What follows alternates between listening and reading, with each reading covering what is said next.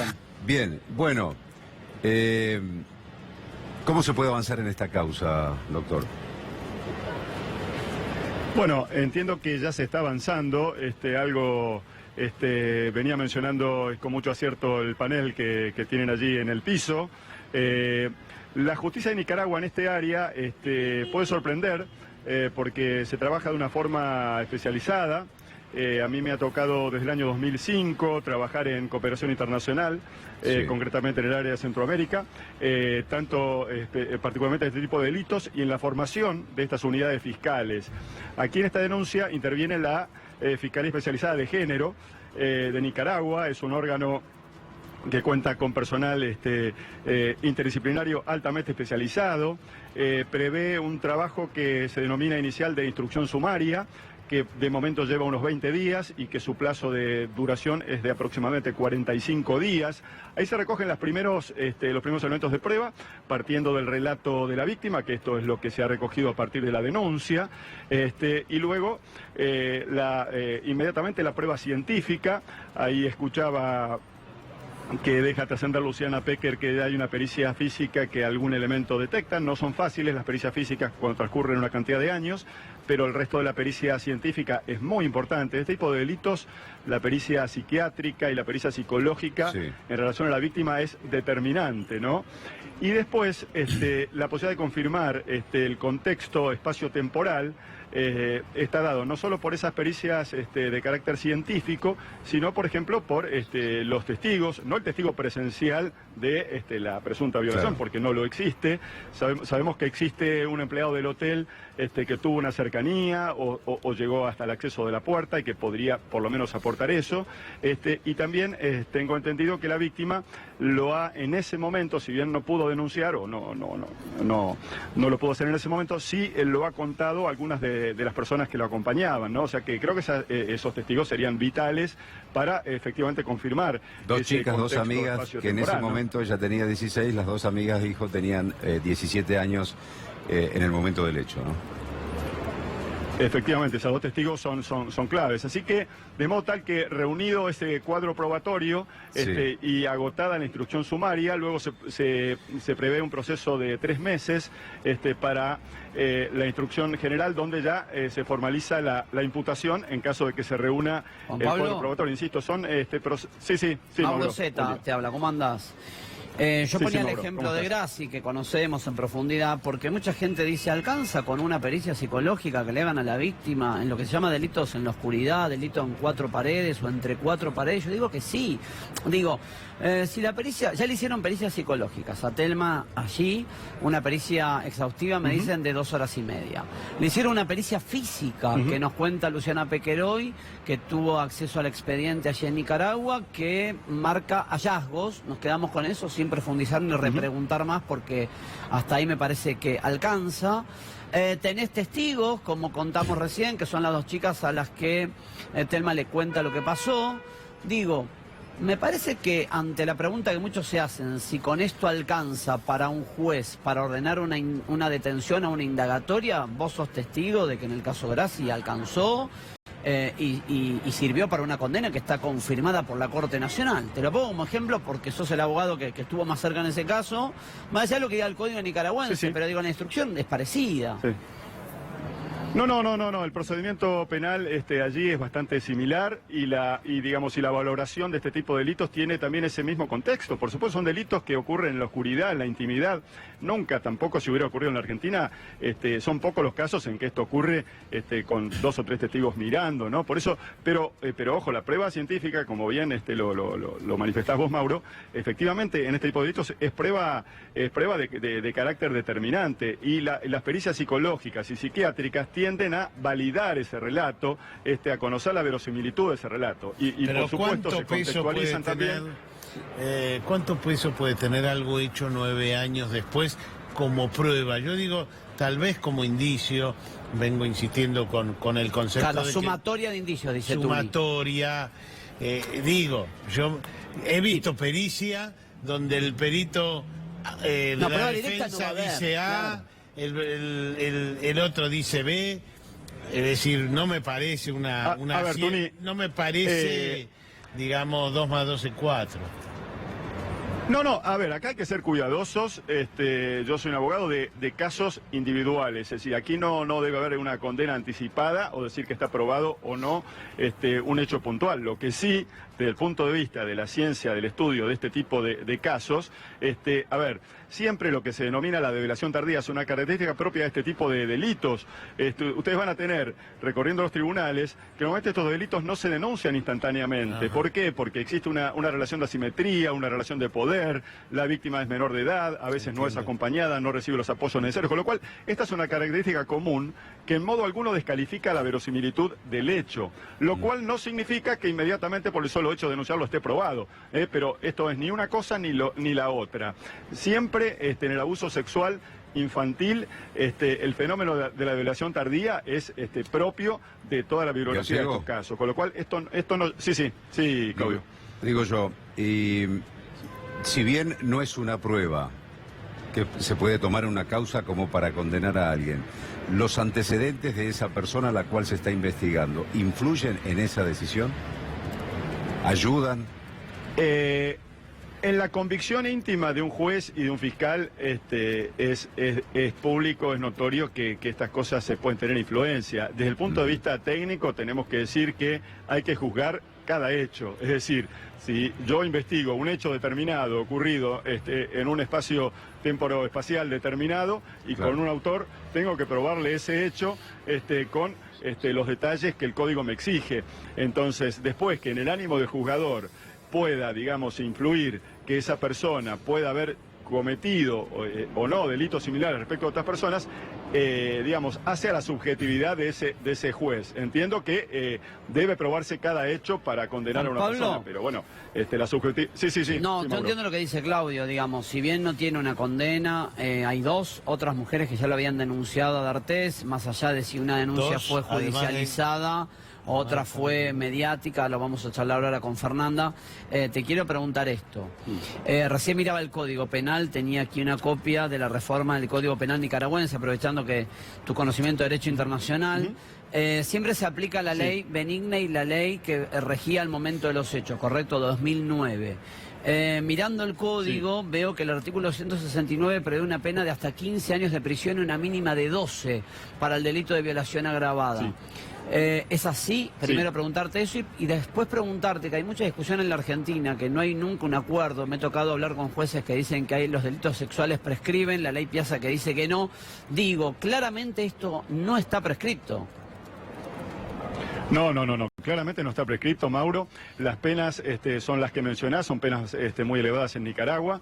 Y el delito no está prescripto en Nicaragua y no estaría prescripto si se hubiera cometido aquí tampoco, Mauro, claro, porque está denunciado como producido en el año 2009, aquí a partir de la ley Piazza y la última reforma del Código en el año 2015.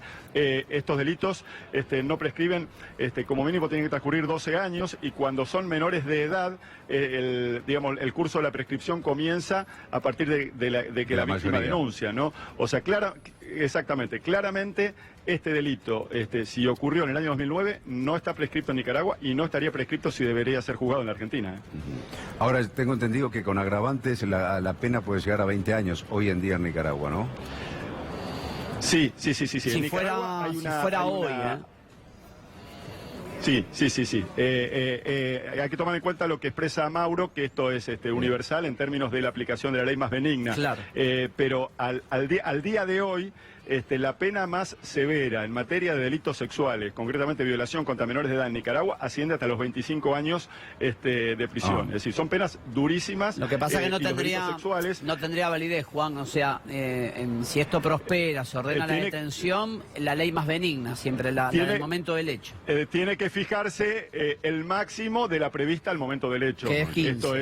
Esto es lo que va a ser, efectivamente, esto es la normativa aplicable allí. Pero insisto, son procesos que tienen una tramitación bastante sumaria en lo que hace a la actuación de estas fiscalías especiales y si se reúnen estos primeros elementos que estamos mencionando, es decir, una prueba científica que junto a los testigos que mencionamos, digamos, robustecen la sospecha, bueno, el proceso que siga en instrucción sumaria de 45 días puede avanzar rápidamente y bueno, después con los aspectos que tienen que ver con la colaboración y con la cooperación internacional para obtener comparendos, Claro. ¿Cómo declara la gente? Porque recién nos preguntábamos con Claudio y con Tuni, yo me acuerdo casos internacionales, en general uno no imagina que vayan todos a declarar en un avión, digo, en general, por un tema de economía, hasta te diría de economía en dinero y de economía temporal, puede disponer, yo contaba recién, la fiscal de género de Nicaragua puede mandar vía un exhorto diplomático a un juez que esté de turno aquí en la Argentina, Sí. que se encargue el juez de tomar las testimoniales aquí,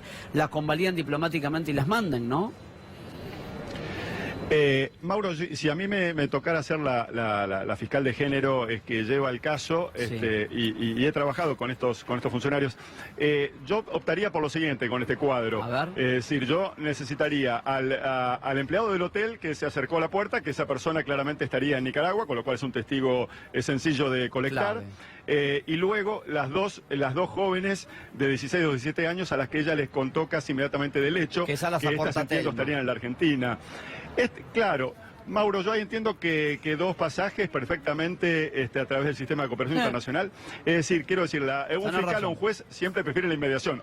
Obviamente que trasladar 100 testigos es inviable, Pero acá son o dos. 1000 o los que Claro. fueran.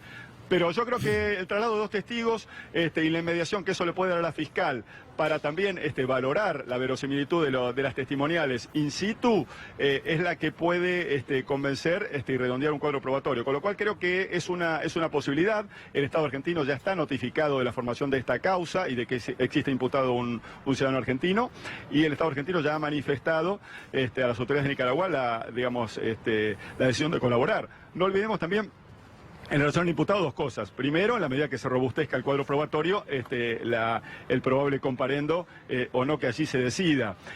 Y por otro lado, y hablando de pruebas, también hipotéticamente, la fiscal de género puede intentar producir pericias en la persona del imputado, ¿no? Las pericias al imputado son determinantes también cuando se hacen. Cuando Claro. hicimos la de Graci, que costó muchísimo, se negó durante muchos años, dio aspectos que fueron altísimamente compatibles con las pericias de las víctimas. Ese es un elemento que no hay que olvidar tampoco, y que entiendo que la fiscal de género va a estar presta también a obtener esa pericia, ¿no? Gallego, para que quede claro el tema de la prescripción.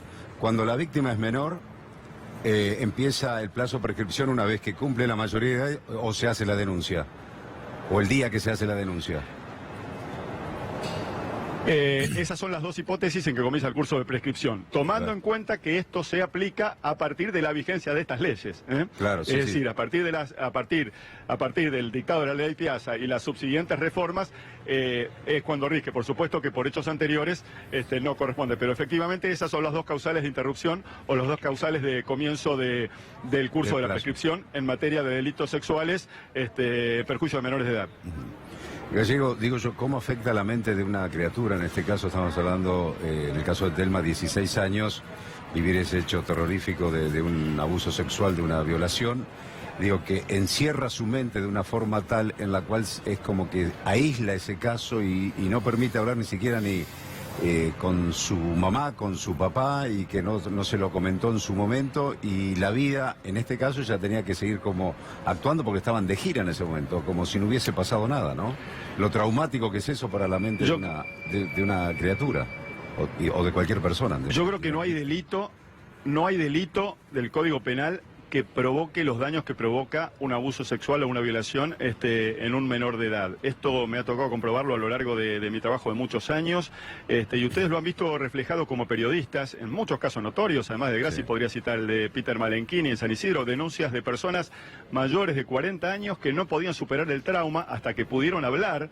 Y aún en ese caso, que recordarán, no estaba todavía la ley Piazza, el delito se consideró prescripto, pero la posibilidad de poder hablar, de poder sacarse, ¿no? Ese trauma, ¿no? Los especialistas hablan de un balazo en el aparato psíquico a partir de lo que significa una violación, Sí. Cuando uno es menor de edad.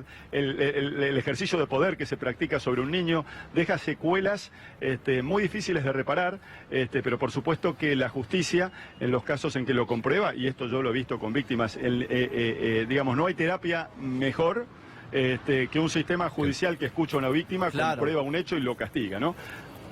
Sí. Así que, por supuesto, insisto, ¿no? Siempre hay que ir caso por caso, y en cada caso A ver, hay que Juan, comprobar los hechos y... Sí. Para repasar, porque es importante los tiempos procesales que van a ser a partir de ahora, lo importante va a pasar por la causa judicial. A ver, Importantísimo lo que dijiste, estoy anotando. 45 días de instrucción sumaria, es decir, las primeras medidas, la urgencia.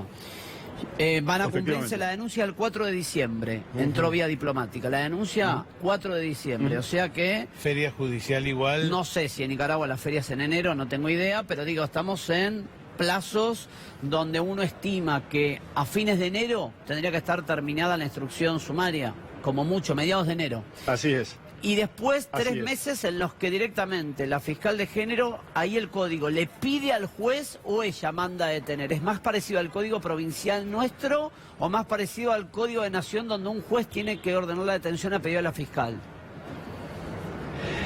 El sistema es más parecido al código nacional nuestro, pero... con mayores facultades, es algo parecido a lo que se quiere reformar aquí en el orden nacional.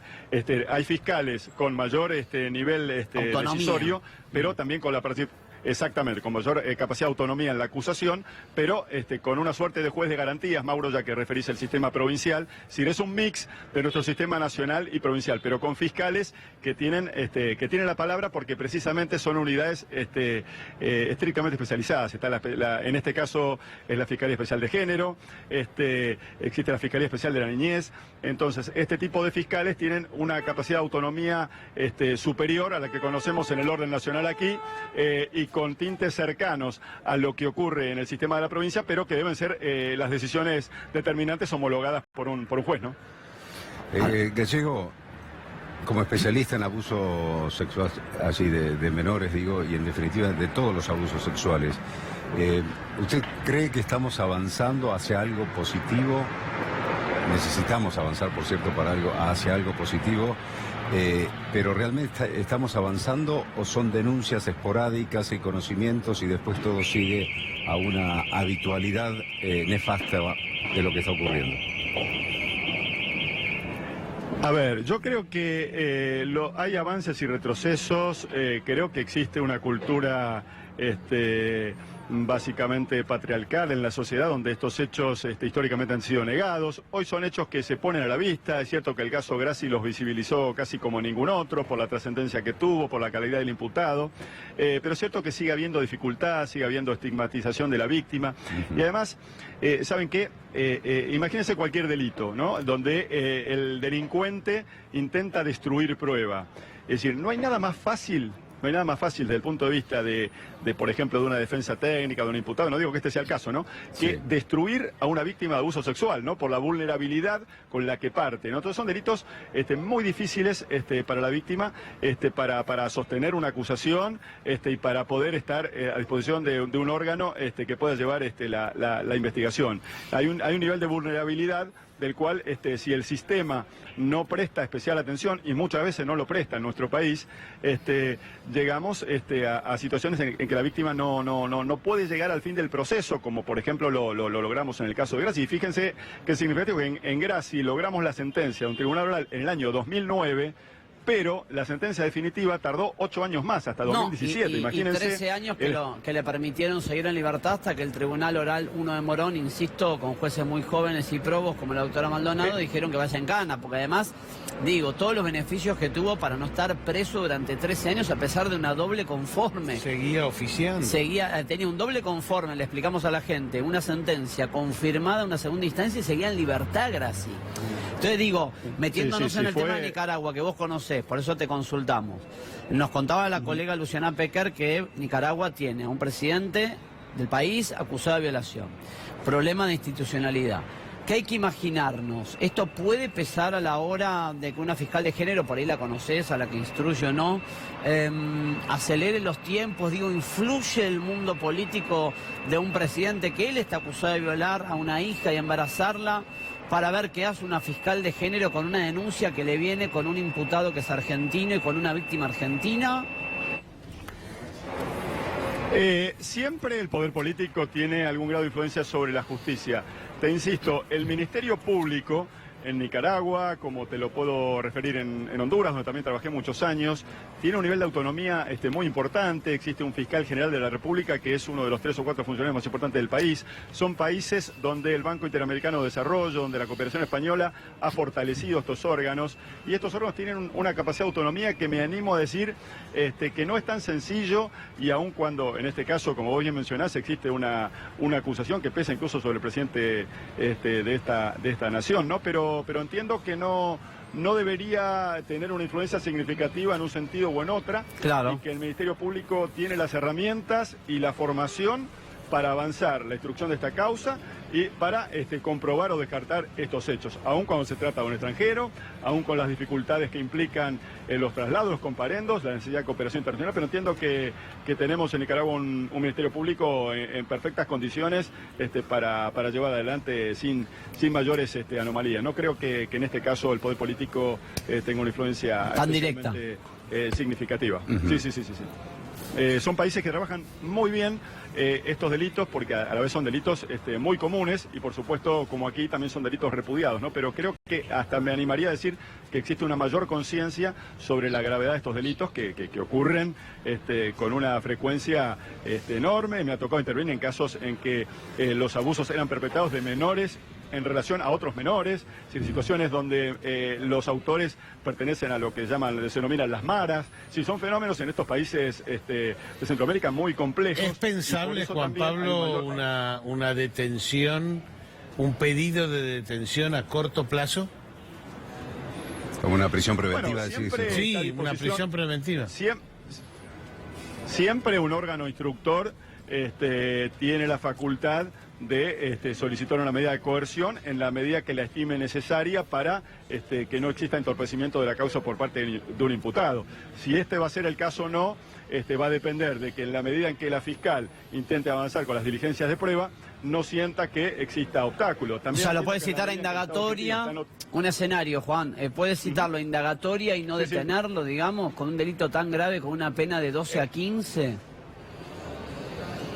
A ver, la indagatoria va a ser un escenario complejo si esto se produce, porque se va a llegar a una indagatoria con una semiplena prueba para una fiscal de género que va a tener una posibilidad de trabajar con una contundencia importante, y ahí es donde hay que ver si ese comparendo no se transforma en una medida de coerción con una porque sabes que te quiero decir, ¿no? Mira, me acordaba, porque digo, en el marco de las cosas insólitas que hemos visto en procesos penales, cuando mataron a Ariel Malvino, un pibe argentino, que lo matan otros argentinos correntinos en Brasil. Insólitamente, me acuerdo. Lo recuerdo. Las indagatorias se tomaron en Corrientes, vía exhorto. Las tomó un juez correntino y nunca se los detuvo. Digo, te estoy poniendo un caso de un homicidio que instruía fuera del país. Acá vamos a depender del criterio que tenga esta fiscal nicaragüense y en todo caso el juez que haga de contralor o juez de garantía. Es discrecional de ellos, digamos, si ordenan una indagatoria y detención o indagatoria solamente. Yo entiendo como la instrucción es bastante sumaria en la medida en que, digamos, el órgano considere que puede colectar la prueba sin entorpecimientos, bien puede llevarse en estos primeros meses adelante sin necesariamente una medida de coerción tan gravosa como una detención. Pero esta decisión es privativa del órgano instructor en el momento en que solicite el comparendo del imputado, ¿no? Gallego, voy a la cuestión humana de la víctima, ¿no? En este caso se plantea ahora esta exposición pública y en otros casos donde la víctima decide hablar y decide contar la tragedia que vivió. Digo, por su experiencia en casos y los muchos que ha tratado, a partir de este momento surgen dos posibilidades, ¿no? Una, que haya una condena hacia el acusado, o que también en el futuro no haya condena. Y a partir de esta exposición de haber hablado, ¿qué contención, qué ámbito necesita o esa persona para desenvolverse a cotidiano? La víctima me refiero, ¿no?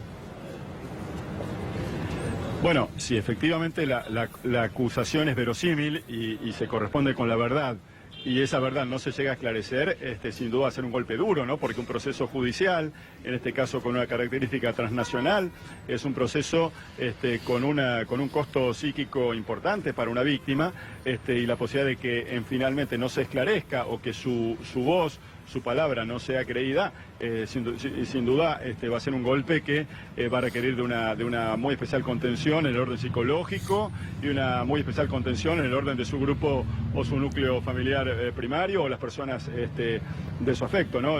Insisto, este tipo de delitos, cuando efectivamente se comprueban, dejan secuelas tan graves de reparar que hacen que la justicia tenga un rol importantísimo a la hora de esclarecerlos. Y queda claro, digo, mucha gente me pregunta por redes sociales, me están preguntando, y esto dejarlo en claro, digo, sí o sí la instrucción la hace Nicaragua, es decir, el delito fue en Nicaragua, la denuncia fue en Nicaragua, investiga Nicaragua, digamos, no es que investiga la Argentina. En todo caso, la Argentina colabora si adoptan la medida de tomar declaración vía exhorto diplomático, pero la investigación es allá. La que decide es la justicia de Nicaragua, lo que se hace. Efectivamente, inequívocamente la competencia es la de la justicia del lugar del ilícito tal y como ha sido denunciado, y entiendo que esto ya está hasta consentido por la República Argentina en la medida que ya ha recibido la comunicación de la formación de este proceso sin ninguna reserva, porque si hubiera sido al revés, y un hecho de un extranjero se comete en la Argentina o se comete en la Ciudad de Buenos Aires, indudablemente es esta justicia la competente. ¿Sabés si hay convenio de extradición? ¿Sabés si hay vigente un convenio de extradición Argentina-Nicaragua? Te la hago muy compleja en este momento, pero digo, no pude mirar. Hay convenios de cooperación internacional específicos y ambos países son signatarios de la Convención Internacional de Derechos del Niño. Estamos con una víctima que en ese momento era menor de edad y hay cláusulas de la Convención que la Argentina ha suscripto que la obligan en ese caso a colaborar incluso en ausencia de otro tratado. Pero concretamente existen tratados de cooperación bilateral con Nicaragua en materia judicial y entiendo que Argentina va a prestar la colaboración del caso en la medida en que la justicia de Nicaragua requiera tanto comparendos como otras medidas que por vía de exhorto diplomático dispongan los mecanismos necesarios para que la Argentina, a través de los órganos de la Administración Pública o del Servicio de Justicia, pongan a disposición las medidas que requiera en este caso la Fiscalía de Género de Nicaragua, ¿no?